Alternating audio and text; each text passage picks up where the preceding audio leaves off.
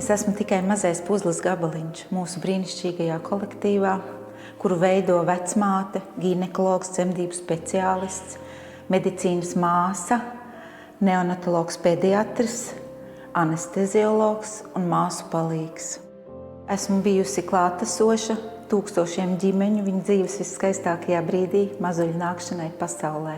10 gadus piedalos grūtnieču aprūpē un sievietes veselības aprūpē Sievietes veselības centrā, un jau 35 gadus manas otrās mājas ir Okras dzemdību nodaļa.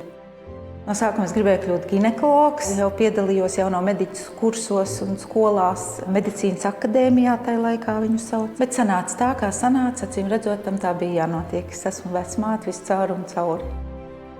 Medicīna man liek iet kopsolī ar cilvēcīgumu, ar iejūtību, ar labestību. Savādāk nemaz nevar būt, un zemniecībā vēl jau vairāk. Es esmu laimīga, jo es daru darbu, ko mīlu no visas sirds.